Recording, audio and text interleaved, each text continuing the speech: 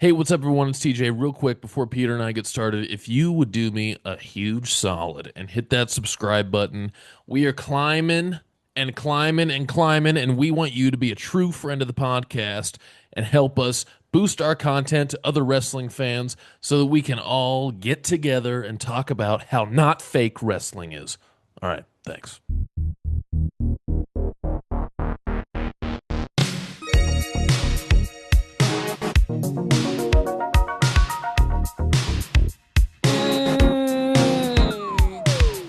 Feels like I thought you were constipated there for a second, buddy. I think it might be. Ooh, what are We're these? gonna see something. My dad's got little vitamins on his office desk. I got a new background. Welcome, everybody. Welcome to House Fake Podcast. It's me, Miggy, here with TJ. Yeah. How you doing, partner? How was Chicago? Dude, Chicago was a cool city. We were there during Lollapalooza, which was pretty cool. A bunch of celebrities around. Listen, card show people must be professional wrestling people because that place was packed and there was not much deodorant. Shout out Gary V though, Hell giving us yeah, some Gary V. content. Gary V is a super cool dude. Your boy ambushed Tony Schiavone as he was walking through the convention. I met Wee Man, who was Oh, he's also on a WrestleMania. that's So true. big wrestling related weekend there. Went to Cubs game, ate some good food. Not a fan of deep dish, surprisingly, but ate some good food. Oh. And then I was like an A plus wingman. Like I told my wife, I'm like, listen, you got nothing to worry about, but your boys still got it. Like I was like I was there, with my dad and his buddy's son and his buddy's son. He's only 21, but that night he was 25. We met five girls, and I was the best freaking wingman ever. We fit like seven people in an Uber X, like the smaller ones, and then went out a couple of bars, and I was pretty proud of myself there. I'm like, all right, I still got it. And then yeah, then we did, airport was kind of crazy. I was in the same building as Olivia Rodrigo, which was cool. But yeah, Nice. Chicago is a cool city. I went to Mr. Beef. That was good. Only thing that I missed two things that I wish I would have done, and that was the architecture tour, and I wanted a picture in front of the Hmm. pro wrestling tees shop, but it wasn't as close as I thought it was. So I'm like, all right, I'm a Chicagoan for the weekend. We'll call it good. What there's one thing I gotta ask if you did. Did you take a shot of Malort? Dude, it's funny. So I did, and I never have had it before. So I took one, and then part of my wingmanning this was convincing these girls to take another shot. So I got two down. But then what I did yesterday was very mean. What I did to the rest of my family. I had already texted everybody, "Oh my god, I had the best thing I've ever drank before in my entire life. It was amazing." And then Lexi and I went to the liquor store here and bought the only bottle of Malort that they had and brought it here. And I'm like, no, we're all gonna take a shot of this. Everybody is gonna drink this. You're all gonna love it. And I gotta find, like, somebody took a video of it. I gotta send you the video of everybody's faces. Oh, They were pissed. please. They were The pretty the pissed at me. the classic rock radio station out here that I grew up listening to, they had this game they would play in the morning, like it was like the talk show in the morning, you know? Yeah. And so it's like 6:30 in the morning. I'm driving to work and people are like playing trivia, and if they lose, they have to take a shot of Malort. They're like throwing up in the studio and Have you ever shit. had it? It's no, no, and so I look at Bevmo all the time, but they never have it. Like I don't think they Do you carry guys it. have Total Wine But out there? we just got one like a couple months ago, like in the spring. And Yeah, so that's the I place to went look. there and I asked the guy, and he said, we don't have one. They had like just opened. He was like, we Uh, don't have one right now, but we will be carrying it. So I haven't gone back and looked because I'm not gonna. Who am I gonna take a shot with? I You're all the way know. in Arizona. I'm not gonna buy it for Well, myself. I'll save it. What's it called? Because it's not like I'm gonna go drink it either, but I'll save it when you guys come out. I'll take a shot. Well, so But what was your reaction? um, I've had worse things. Okay. It wasn't good, but I've had a lot worse things. A worm. If you guys don't know what we're talking about, this is Jepson's Malort. That's the name of it. It's like a Chicago-based, what is it, liquor? It's a whiskey liqueur. It's yeah, it's like it's made out of wormwood. That's anyways, by the So way, I dude, will I will say this though, when it comes to my taste, my favorite thing to drink is Southern Comfort. a little SoCo, like Yeah, Janis so I mean it's Joplin. not yeah, so it's I mean I'm not it takes a lot for me to not like something. But It's uh been a but when I long was in time since Chicago, I've had the spirits. I've had, oh, I drink so good. beer, but like mixed drinks. I don't know. I think Vegas maybe was the last time. We did have a couple of mixed drinks in Vegas. I did what's it called? I did have a few beers, Chicago-based beers at a brewery where I was sitting Oh, watching night one of SummerSlam. And then I had when I was doing night two of SummerSlam, I was at a different brewery having a different Chicago beer. But I watched both nights of SummerSlam while out, and I will have to say that on Thursday night I was in Chicago where AEW put on a show that was main evented by Dustin Rhodes, friend of the podcast, and Kyle yes. Fletcher, the dude who's Uh, Mr. Sky Blue. Um, that was an insane match, and with the exception of the TLC match at SummerSlam, I don't think there was a match better than it that took place at SummerSlam over the weekend. So we could jump into SummerSlam. So well, real quick, we're gonna go over, we're gonna do a quick recap of SummerSlam, then we're gonna go over the two main events and all the, the big main eventness that it was and our thoughts on it. But other than being as sad as I was night two for what happened, which we'll talk about, Dustin Rhodes losing the TNT championship that fast yeah, broke my heart. That was like the saddest thing of the week. Oh, because if I'm fantasy booking, Dustin Rhodes at least wins one world title, even if it's the ROH title. yeah, Just do it. Anyways, yeah. okay. So yeah, get into SummerSlam.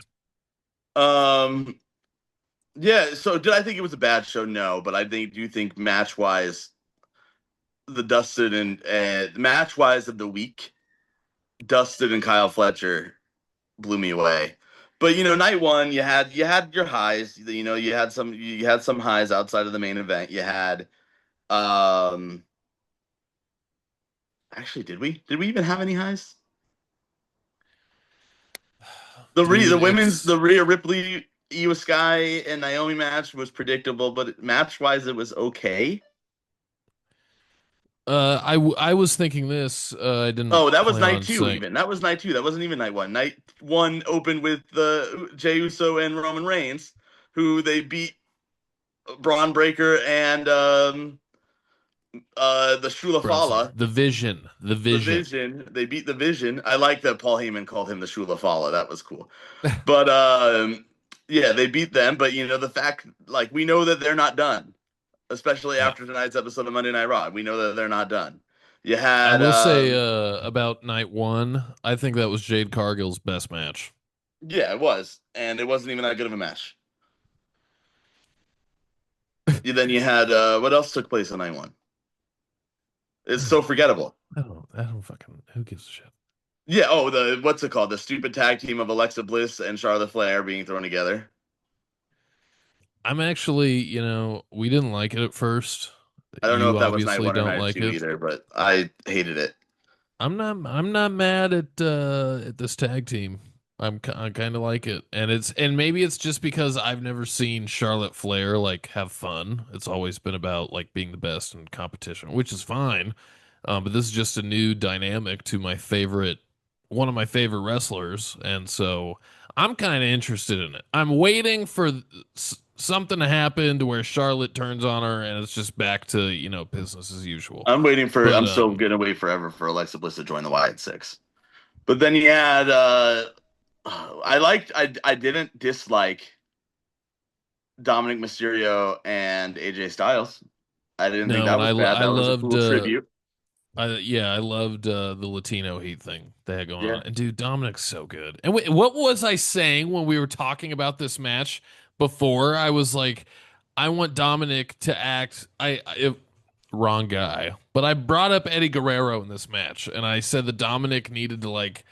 He reminded me of that, and he was like, "This was his moment." And then AJ Styles comes out, totally reads my mind, and turns the tables on me, and comes out with those tights and the boots and stuff. Yeah.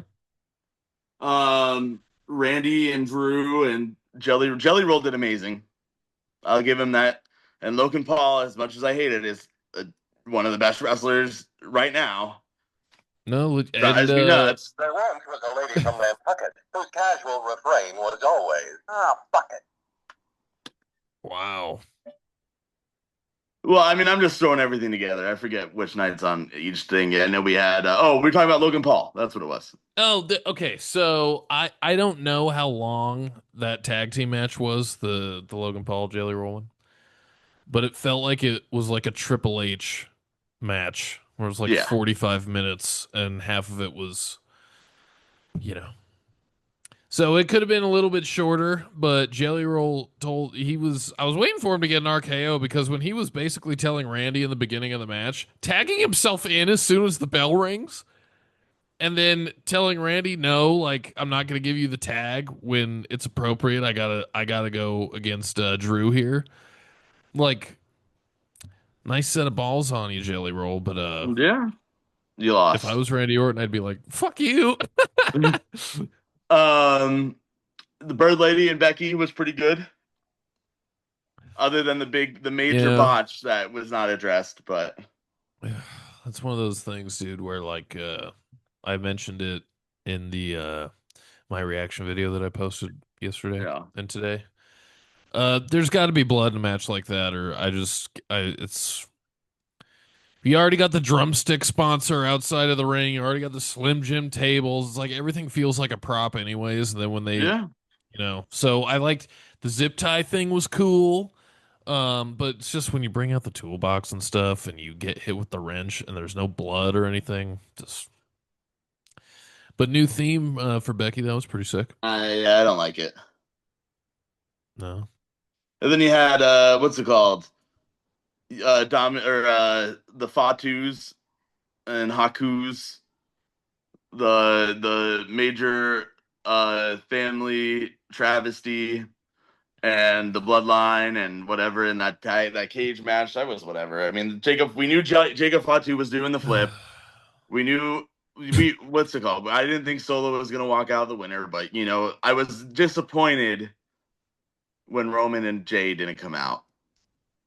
I thought we had that right, we but need we did we need Steve Harvey to come in and settle this family feud. right. We did have the main event of night one right though. Okay, so dude, I want to see. I need more of this, bro. I need more of the. When I say this, I mean the actual match. I knew CM Punk and Gunther were gonna have a good match, and there were a couple of those power bombs that Punk was taking, and he was just Yeah. getting dumped, and I was like, "Fuck, dude!" And then Well, Gunther with the color, and I was just, oh, I loved it. I was getting worried because there was a bunch of dirt sheets were thrown around a fake match card and results yesterday, and it said CM Punk was going to lose by a power bomb, and some of them were right, and then he would kept eating those power bombs, and I'm like, really? Like, are they setting it up for like, oh, CM Punk just couldn't take any more of the power bombs? Um, so I was a little worried about that, but I am happy that things went the way that I wanted them to go. It sets a weird precedence for obviously Seth Rollins faked the injury, or maybe he didn't fake the injury. Maybe he just thought he was injured and it wasn't as bad. And he's like, you know what, I'm gonna man up. I'm gonna go out there and do this. I mean, we both said it didn't make sense for Paul Heyman to keep carrying around the Money in the Bank briefcase if Seth Rollins wasn't coming back. And It was predictable, bro. yeah, it was predictable, but I did still enjoy it. I'm not gonna lie. There was a moment in which Seth Rollins came out still on the crutches, where with how disappointed I've been in WWE endings lately of their shows, that I thought that they were just like reminding CM Punk, "Hey, Seth Rollins is still has the Money in the Bank," and that he wasn't gonna drop the crutches. So when he dropped the crutches, I'm like, okay, thank God they're going this route. I And I was thinking yesterday how crazy long these two have been going at it. Since the day CM Punk returned, Seth Rollins was ringside when he was standing on the entrance and he was throwing a little temper tantrum, and that's when this whole thing started. They've been going at it for forever. And this is the So, first time that something like this has happened do you want to when hear my CM Punk theory wins a title. I want to hear it. on why it's been CM Punk and Seth Rollins? Is because I think, and it's part of the issue that was going on in AEW with CM Punk, is that though Punk still has it and he's still a great wrestler, he's not to the caliber of a Hangman Page, of a MJF, of a so he Oh, needs he's an older guy. He's slowing down. exactly. And the problem is that over there in AEW, CM Punk needed to be the one to still carry the match. While here, you say what you want about Seth Rollins, there is nobody else in WWE right now, with maybe AJ Styles or Finn Balor, that could make their opponents look phenomenal while still also looking good than Seth Rollins. And well, you know what? But Gunther was a good choice too because he made CM Punk look great while also still looking great. But I think the stars like Gunther, the stars like Seth Rollins, the stars like Cody, the stars like AJ Rey Mysterio, those older guys need them to carry the match. Dude, how crazy is it? I know we've grown up with like a a buttload of wrestlers, right? It's probably not a good phrase to use in this Vince McMahon-less era, but you know, But but like when Vince we McMahon was were, around, that was the phrase to use. Anyway, but I mean, we're seeing it with John Cena right now, and like we're seeing it with Cope, right? And seeing it to an extent to CM Punk. If you watch ROH and stuff, but then yeah, definitely. But seeing Seth Rollins be the dude on the Shield, and then just seeing how far he's come, and like you said, now he's one of those guys that has to he's like one of the leaders. And yeah, I mean, Roman's always been a leader kind of thing, but that's just because of his character, like the role of his character. Seth is like, I think Seth is a wrestling fan's wrestler in the same way that Bret Hart is. and I yeah, I agree with you on that. And I don't think that there is a better I think that at the end of the day, I don't think he's going to get the credit he deserves because he got overshadowed by Roman and Mox is over there running AEW. And whether they like it or not, the three of them are always going to have the hit. They're always like, you know, when you think of those guys, one of those guys, they always are going to think of the other two guys. And Yeah, it's the dude. same thing, you know, but, you know, and we didn't talk about the TLC match, which was phenomenal. There was no blood, but I think that the same thing goes with like as much as Edge is my favorite wrestler, I think the same thing is always going to go for when you think of the Dudleys, you think of the Hardys, and you think of Edge and Christian. Those It are hurt. always tied together. The pop that the Hardys got was huge. The Dudleys, I was pleasantly surprised that WWE advertised the match between the Dudleys and the Hardys that's taking place in TNA. But uh, with that being said, I think that Seth Rollins is the perfect choice for the champion. I think that it writes this story now for CM Punk to eventually take it back from Seth Rollins. And I like the idea as much as I love the idea that CM Punk got to main event WrestleMania. CM Punk main eventing WrestleMania as champion was what was supposed to happen to begin with. Mm. And that's what I want to see. And then I think that that would be the end of CM Punk. CM Punk wins the championship back just to lose it at WrestleMania in the main event, and that's the swan song. Dude, I was thinking about how he's gonna get his send off. But there's one other guy that we haven't mentioned in the whole CM Punk Seth debacle here. My boy Gunther.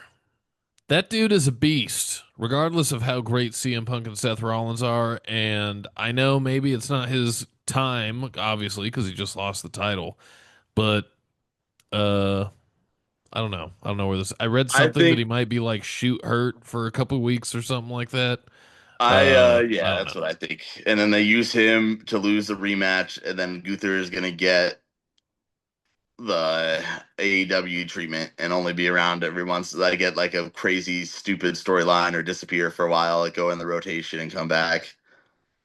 Nah, Um dude, they could just draft him over to SmackDown. they could, Cody's gonna need a viable opponent now. Let's jump into that. I mean, Cody, who really just on SmackDown right now, because that's where Cody's gonna go. He's the SmackDown champion. That's where that's where he's gonna be for that. He's been chasing Cena this whole time. Who's the viable champ? Who's the viable threat on SmackDown to Cody Rhodes? Nobody. Can we stop Eh, calling this championship the undisputed championship because no one is disputing anything? No. Can But we they can we just that's a side note but unless favor I Cody make. turns heel, there is no viable threat on SmackDown for him. SmackDown is very tag team driven,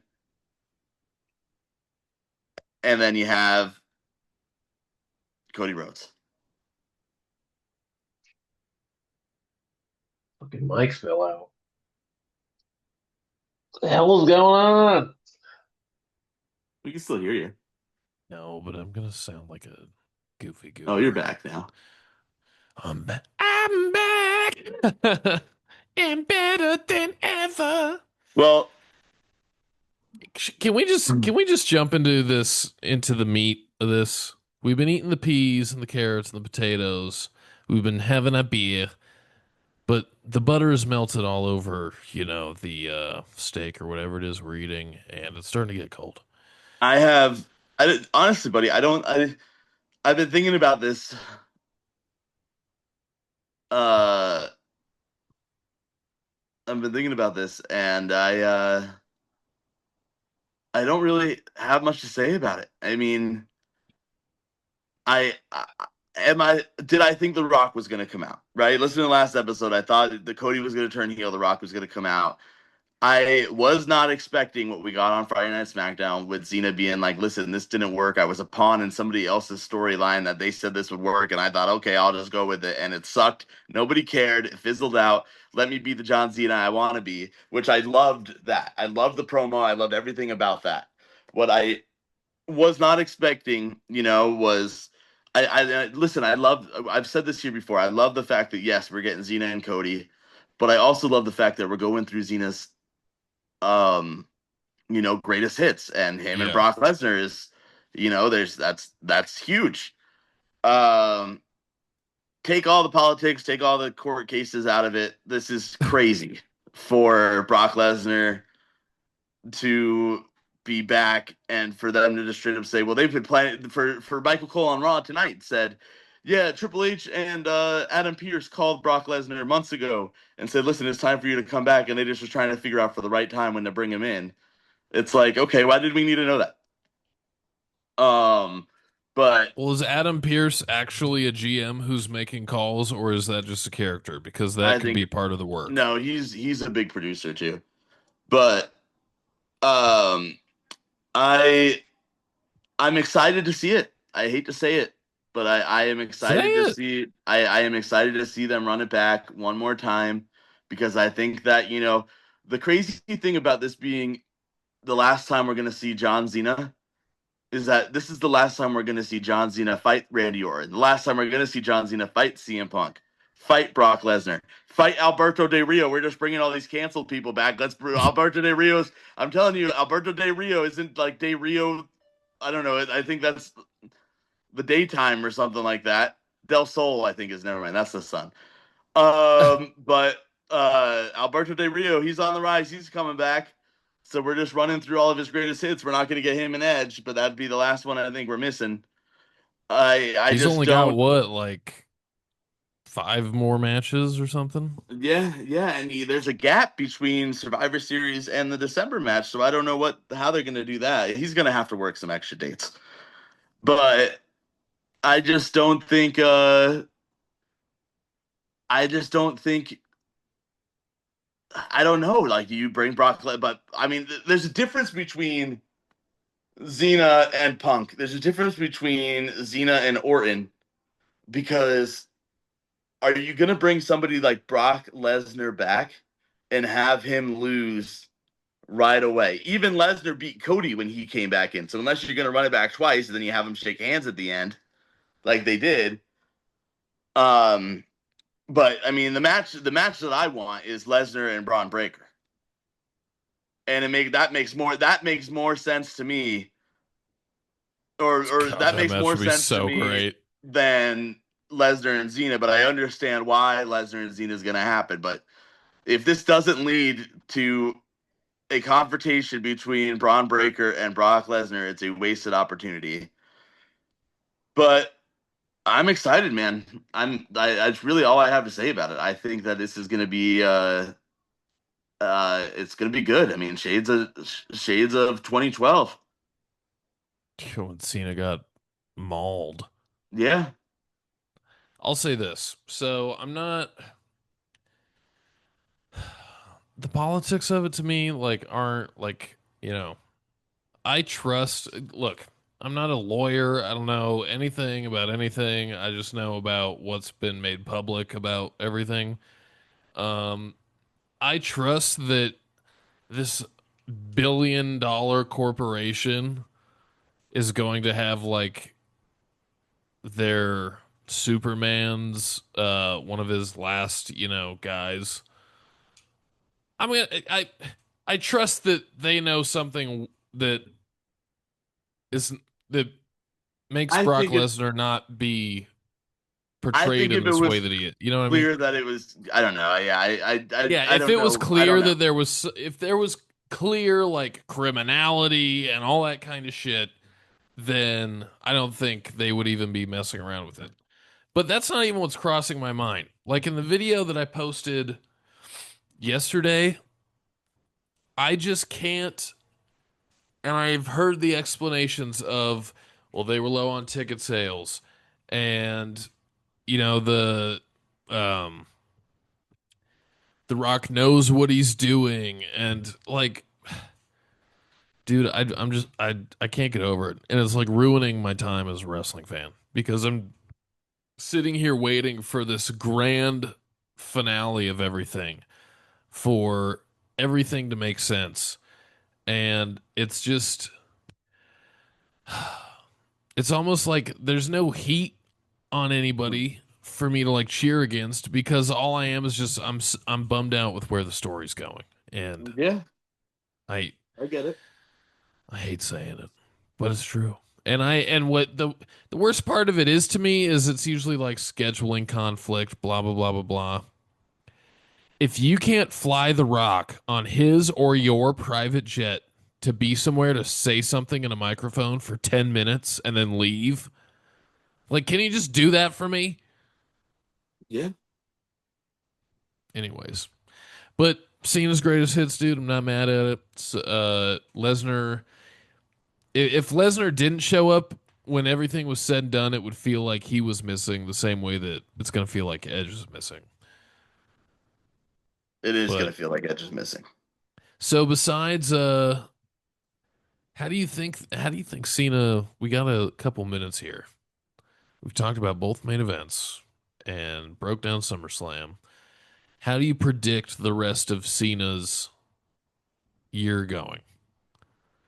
Because, like you said, you don't know if you have Brock lose right away, but he only has so much time left that you can't.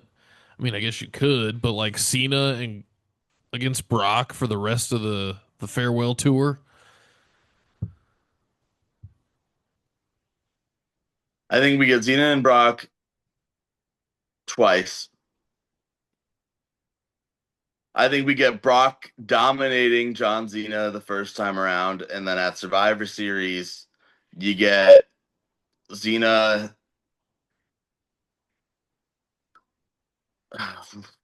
I don't know. Honestly, I don't know. I don't have a single idea on where you're going with it. I think because it's been bad. They never should. They never should have turned him heel because it's been bad. This whole thing has been bad. We were there for the first bad. Yeah. Actually, no, that's not true. The first, The first bad match. yeah. What do you think? You know what I would like to see? I would like to see somehow they work it back into Cody and just make this thing a trilogy. Yeah, I think that's where it goes. I think his last match is probably Cody. And I could honestly see Cody losing again. Cena retire, taking that belt home, a new belt, or they just crown a new champion. But it's vacant until the Royal Rumble. So you know what was crazy? Now you hear me out here. Brian Danielson saying that was his last match against Jon Moxley, and the shock and awe of what they did to Brian Danielson. I was thinking about this the other night. What if they do end it with Xena and Cody, and Cody at the end of it, Cody wins. He still wins, but ruthlessly showing ruthless aggression leaves John Cena a bloody mess, completely destroyed in the ring with no way to like. That is the last essence we're going to get of John Cena as a professional wrestler. Ooh. Is Cody Rhodes turning heel and annihilating him. I That's don't what know if I'd this want to heel happen. turn. Well, that would be amazing. I don't know if he's turning heel. If there's anybody I trust that could pull off the story, it's Cody Rhodes. Because That would be amazing. he's gonna do the story the way he wants to or not, and he's untouchable now.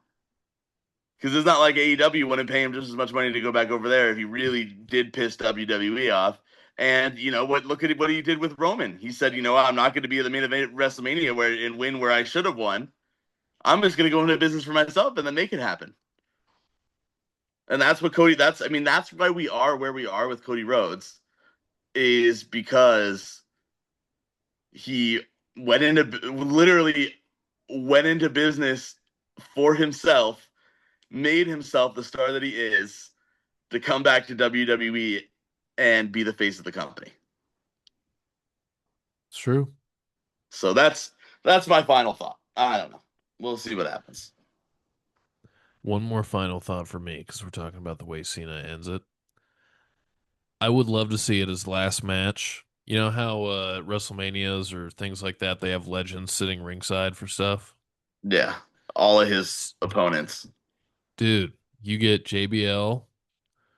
You could even do Shawn Michaels and Triple H. You could have Randy sitting out there. Kurt Angle. Dude, Yeah. I don't know if he's still signed with AEW. You get the Big Show out there. Yeah. You could even do who? Batista. Zack Ryder. Get Ted DiBiase out there. Yeah. The Miz. The Miz would be a great one. Wade Even Barrett. Roman. Even Roman Reigns. Wade Barrett, I think, should be out there too. Wade Barrett would be good. AJ Styles would be good. I don't know Yeah. if I said Rey Mysterio, but Rey Mysterio would be good. Didn't they have a thing going on? Yeah. No, they did. Sorry, there was something going on, I heard. But But that's all the time we got, buddy. all right, man. Kept going. So, all right, everyone, We stay gotta tuned. save it for Our the next episode. Our next episode, we are going to be interviewing the boss at Dream Slam Wrestling. So, Ooh. we'll see you then. Later. Take it easy.